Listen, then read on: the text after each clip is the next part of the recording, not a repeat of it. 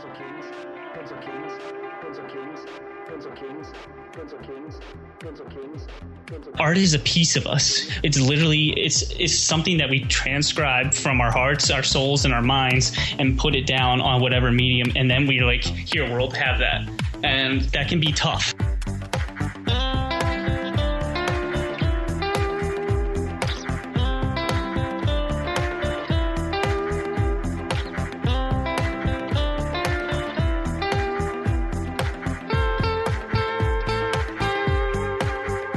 We're back with another update from Derek Rodenbeck. And last time we talked, things were really starting to happen for him. And just as we've been doing the pre-show, things have continued to happen.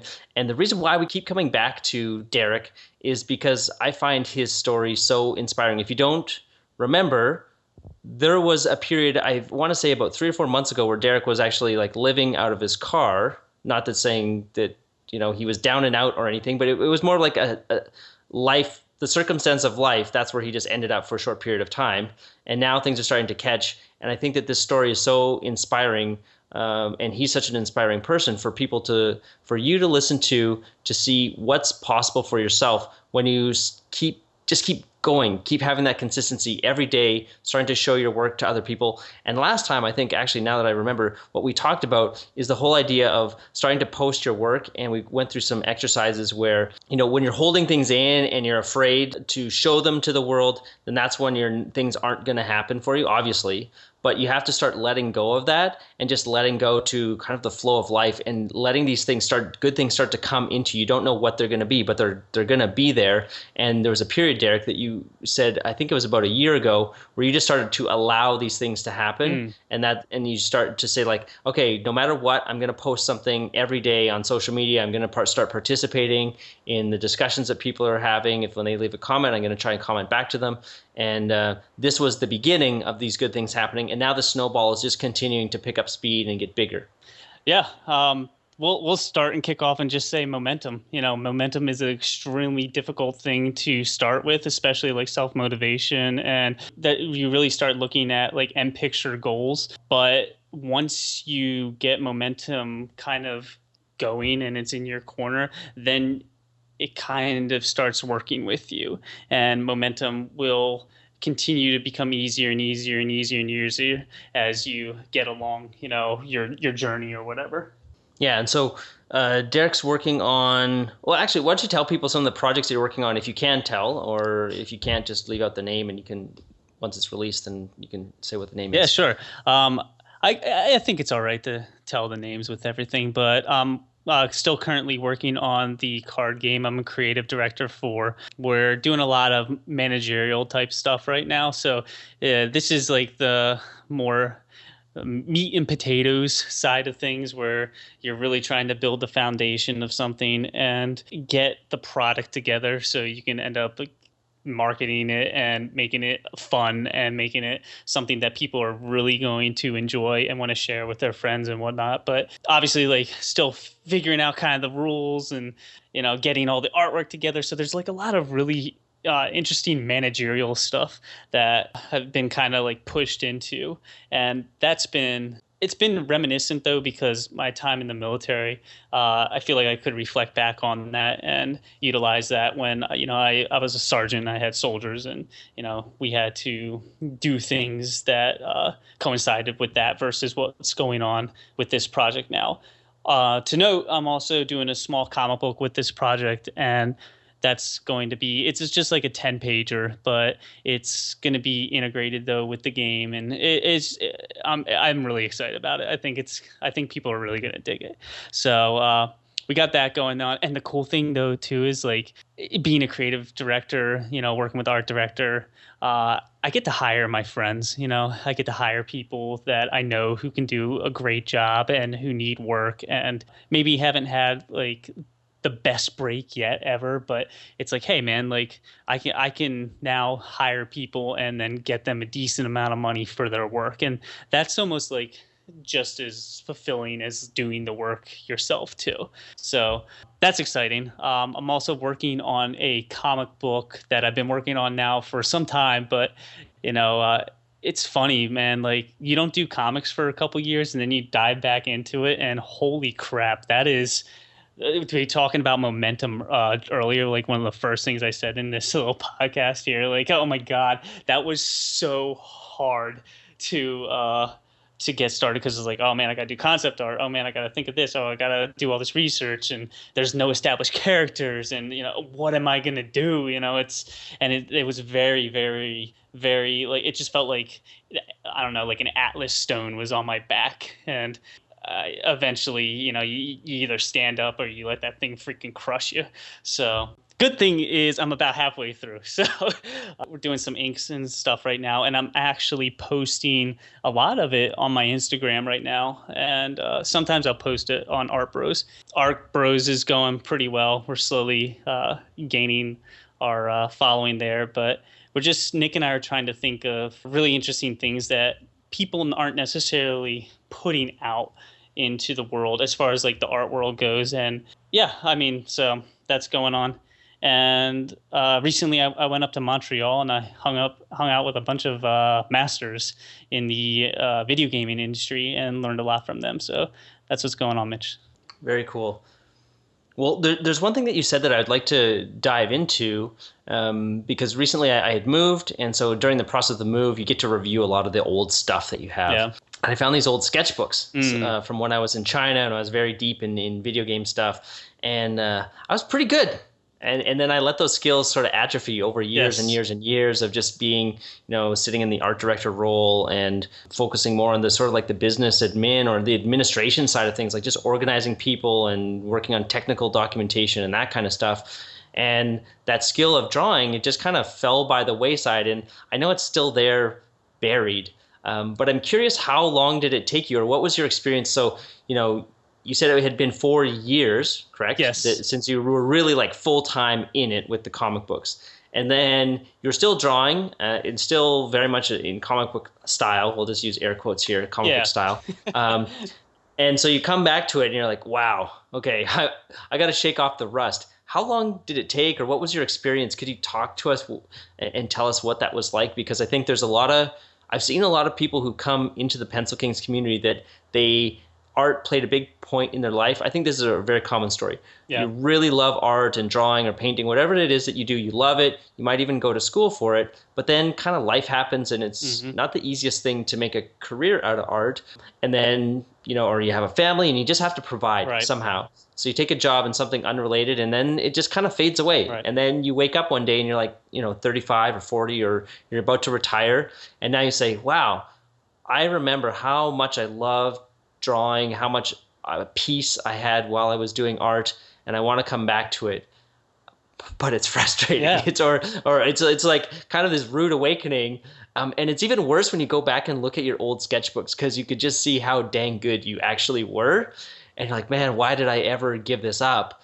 But for you, having gone through it and full timing it now, what was that like?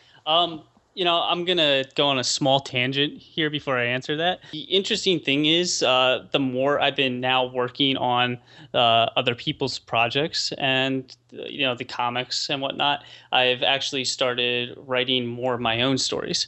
And now I'm feeling the draw of, I want to do my own thing. I want to put out my own thing. I want something that I can give to the world. And that actually started happening up in Canada, and also when I also just recently got in a relationship too. So a lot of that started coming together. But going back to your question, how I kind of got the ball rolling on that, essentially, it honestly, it was hard, man. It was something that I almost walked away from, I'd say 3 or 4 times when I was initially starting with just the first comic, Wolverton, because it was just so hard to get back into the workload that it takes to actually do comics, and really trying to, not be a perfectionist per se, but doing the best that you can do at the time and really accepting that.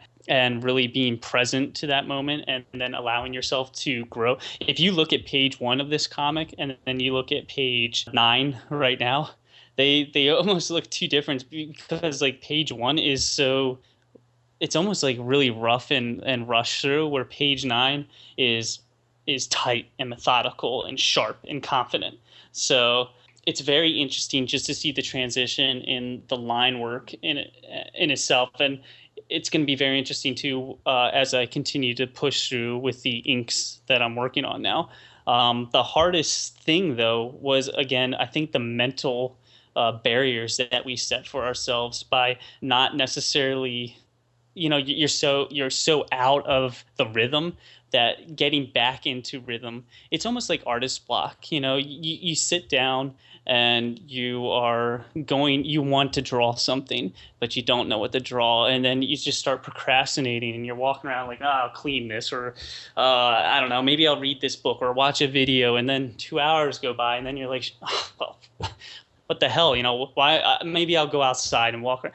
3 hours go by, and then all of a sudden, you haven't drawn, and it's nighttime, and you feel bad about yourself. You got to separate yourself from that and just sit down and start doing the thing and doing the work, and not really being focused on the final outcome of it. And I go back to this a lot, but you have to enjoy the actual motion of putting down the line, understanding what it is you're drawing, and really enjoy that, and go back to the love of making art.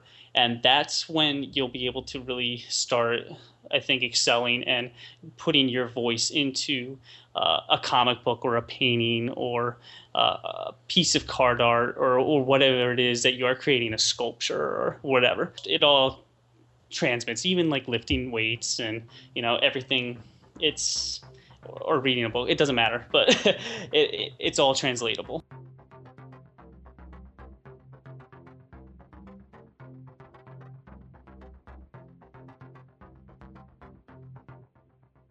Yeah, so when you were talking, the thing that I was thinking about is that you are at a certain level, or you feel that you are at a certain level. You might actually not be able to accurately remember where you really were, although you have a feeling. And so the feeling is real. And then you start to do it, and you know that you feel uncomfortable because the feeling or the memory in your head isn't matching up with the reality that's happening in front of your eyes as you're putting marks on the page. Mm-hmm. So if you're in that moment, or even if you don't feel that, but you just feel like, this should be easier, the thing to concentrate on is the love or the enjoyment that you get out of actually just making and doing and creating, and let that be what it is. I guess, in your case, if page 1, if you let that take control to a point where you're procrastinating, like you said, then you wouldn't be able to get any work done and nothing would happen. Right. But okay, so you get through that, and you just like realize, okay, I'm just doing this for the love of the drawing, and you do it and you finish your page, but then you realize, wow, this isn't that good, but I need to continue on to page 2. And so yes. You get to page 2 and you do that, and then you continue on. You can always come back and redo page 1 if you wanted to. Right. I mean, you've already laid all the groundwork, like a lot of the foundational work is there, but it's that the important thing is to allow yourself to get into that mindset where it's like, this is fun. Yes. I'm doing this because I enjoy it, and I'm going to continue moving forward.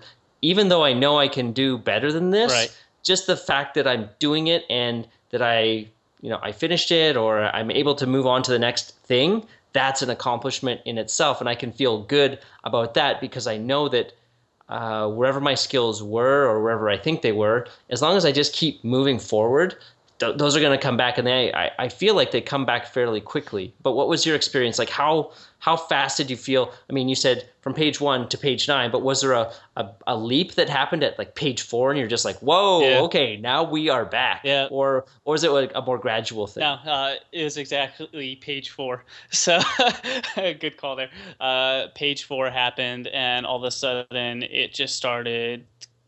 I remember saying to Nick, for those you don't know, Nick is my art bro. I said to him, I finally feel like I'm back in the flow of things. Like this is starting to really go. And a good reassuring factor of that is I had a Skype call with Sean Murphy. He's done like Tokyo Ghost and a number of other books, Joe the Barbarian. He looked at like some of the pages after he showed me some of the pages that he was working on. I can't say what he was working on though. and he was just like, wow, these are really great, these are gonna look awesome inked, and him and I kind of broed out about like some of this stuff too. So that was really reassuring to have like my, I guess you would say, idol in the comic book industry say like, hey, this is looking amazing. And what do you think it was that happened on page 4? That do you think it was like a confidence, like an internal confidence came through, and then because you're saying the difference between the two was like the first page was rough and maybe a bit raw, and then it's like sharp, tight. Like these are very different adjectives to use to Yes. describe the work. And I feel like somebody who's confident, you could say it's like sharp, tight, fast, efficient. But what do you think it was? It was the love of telling the story, and Really? yeah, and that's what it came back to, is me realizing like, dude, you're a storyteller, and you're a storyteller through and through. And it wasn't necessarily the art that I'm putting out or what the writers were writing. It was the fact that I got to tell a story my way. And then I got to start adding, like, I was like, oh man, like this would be really cool if I could add this here, or how can I show this background to tell a story, and really like thinking about the story behind everything, drawing like Hindu goddesses and like what they look like, and how what this statue might be thinking, the weight of it, how it would move, just there's so many different elements, even a leather jacket. What's the story behind the leather jacket? Why did Wolverton wear it? It's where did he get it from? There's once you start thinking this way about the story of things, then I think you can really build an alternate reality. And that's what I'm kind of doing now with my personal project. It's about dreams. And I think the other thing too is I've got a good group of people, a good group of artists that I'm around now. Guys that are way better than me, guys that are on my level, and guys that are not as good. And I'm able to learn from and then give. And then I'm able to work and do my thing. So there's a couple factors there. Yeah. And so what you're saying is that the love of telling the story made your drawings tighter, like getting into that mindset and sort of reminding yourself like, wait a second, I'm the one who's telling the story, or I have an impact on this. And then that just let you go to like a whole different level. Because you want to add in any little nooks and crannies, or you want to go back and try and figure out the best way the scene will look, or you're going to want to do the research, you're going to want to learn a little bit more, and you're going to want to invest yourself more so in the story. But you also are going to want to get the story done, because you want people to be able to enjoy that story. And lamenting over the fact that something isn't exactly how you want it to be is not going to get the story out there. It's not going to bring you pleasure as an artist, and it's not going to help you improve as an artist either. What's going to help you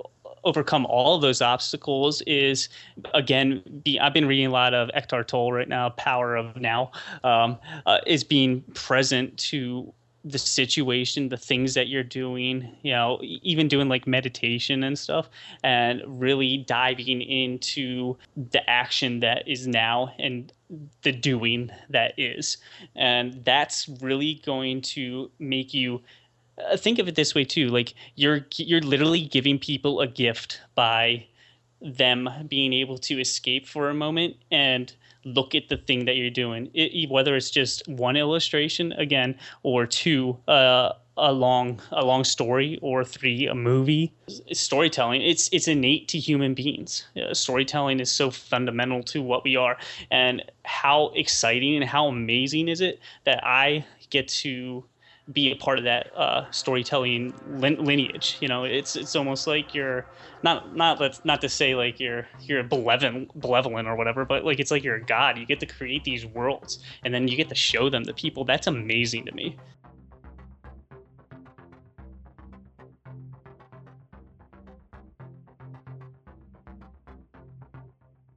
So let's explore that idea a little bit right now. The idea of being really present in the moment with your art. And I feel that I've read The Power of Now. The premise is very simple, I think, to grasp. The book could literally be one page, like just be fully engaged with the thing that's going on right now. Yeah. Don't worry about the bills that you can't pay tomorrow. Don't worry about the trauma that happened yesterday. Right. All that you can really do, in effect, is what's happening right now. Yes. But when it comes to your art, I feel like for me, it happens automatically that as soon as I start, it's like the world kind of just disappears around me. Yes. And then I just do, and then I look at the clock and it's like, oh, wow, I only had 15 minutes, but I spent an hour. Mm-hmm. But for you, what does it mean to be fully engaged in your artwork and in reading this and having this nowness awareness? I think being fully engaged is one, being lost in your work, like you said, and being able to get into a state of flow with extreme focus and allowing yourself to have that timelessness, which is actually like being as present as you possibly can. Like that literally is meditation. But I also believe it's about management and personal self-discipline. And again, going back to the military and also now being put in a more managerial role with the company I'm with, you have to really understand what it is that you're doing with your time. So what's the opportunity cost of what it is that you're actually doing, and how can you manage it successfully? A lot of what I like to do, I'm going to give a shout out to a software program that's free. So you can go down and download this. It's called Toggl, Toggl. And literally all I do is I set up hour to hour and 15-minute intervals. And then I take a break in between each hour. And I try to hit a certain amount of time per day with art. But it's not just I need to do art for 8 hours a day. It's I have a book. Literally, it's like one of those marble textbooks, and I write in it every morning. One of the things is like my art and what goal I want to get done that day for the art that I'm working on. And then I also have like more of a month goal, like what I want done for that month. But management of yourself, along with being present with yourself and then being lost in yourself, I think are 3 keys that can help you be more successful with doing what it is that you are going to do with creation. Okay, the other thing that I wanted to ask you, going back a little bit, was that you said, and kind of as a jumping off point with time management, is that there are times that you're drawing and you realize you're not quite hitting it or you're not quite happy with the result, but you realize that you have to keep moving forward. That's like finishing the book or finishing the project is more important than having every frame as perfect as you can make it, because if we did that, we would maybe never finish anything, because I always feel like, there's always room for improvement. Yes. Which is true, but it's also like kind of like a curse, because then nothing can ever be finished if things can always be better. Right. And I see this as something that a lot of people struggle with. I struggle with it when I'm doing things for Pencil Kings. I'm making a new page for the podcast. So the podcast page is going to look much better. And last night I was working on it. I kept noodling and noodling. It's like, what are you doing here? Like, was that not just fine how it was? Like, can you just get this done so you can go to bed? It's midnight. Yeah. And so for you doing these comics, is there a point where you realize where you're noodling? Like, is there a line that you kind of cross? You're like, wait a second, got a gut check. Or is it setting up blocks of time helps you? How do you know when you've gone too far so that you can just say like, yeah, I know it could be better if I had forever to work on it, but next thing. Yeah, I mean, there's a couple things here.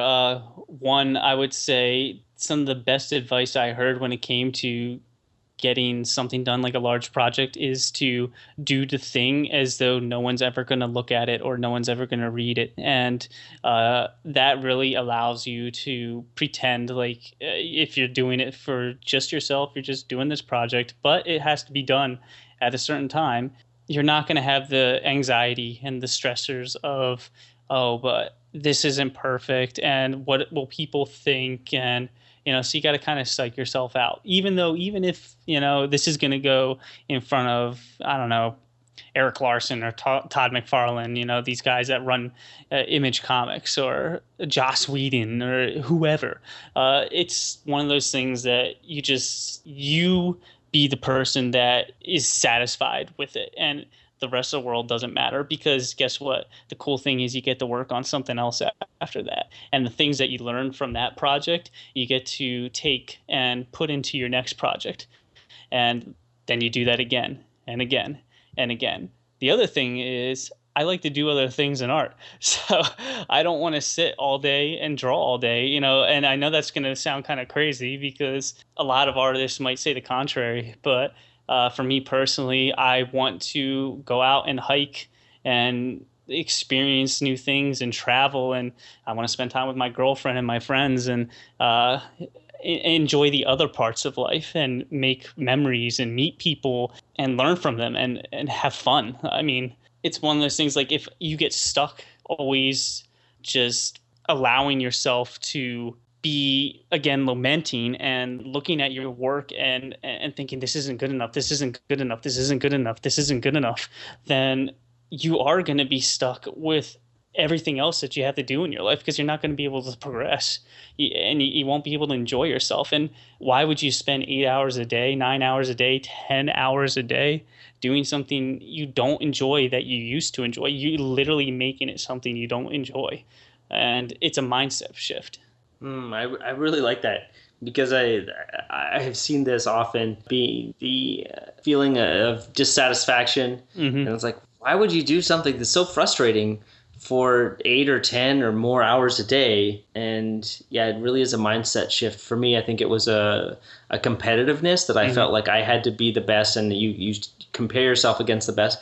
And that's fine, but you also have to realize like where you're at, and that this should be fun. Like you get to do what should be one of the most fun things. Not every day will be a blast. You know, you'll have to do admin stuff at some point or whatever. Yeah, but of course, generally it should be fun. Like you're getting to be creative, and you're getting paid for it. That's pretty amazing.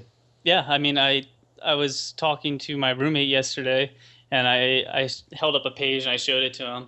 He's a software engineer, and he looks at it, he's like, oh man, it's really cool. And I look at him, I start laughing, and I go, people pay me to do this.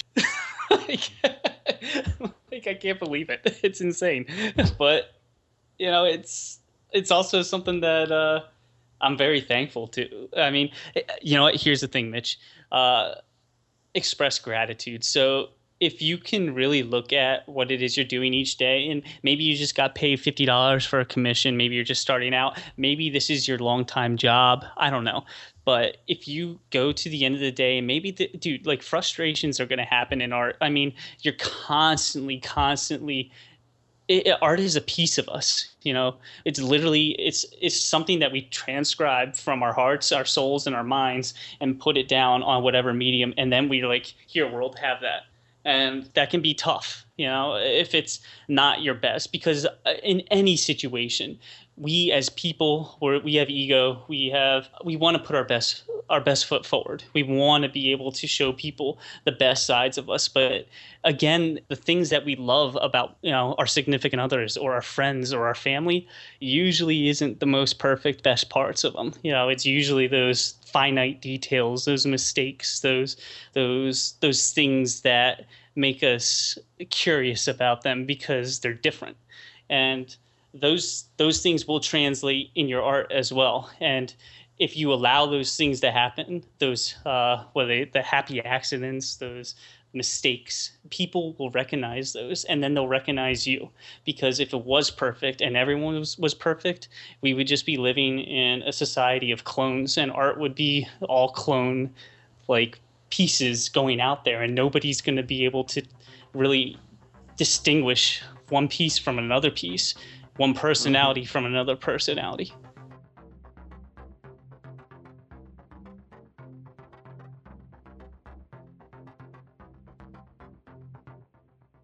All right, well, we're just about ready to wrap. Any last words? And then we'll be back again with Derek in a month or so to get the next installment of this update. Because once we look back at where we started with this, and it's going to be pretty amazing, I think. I'm excited.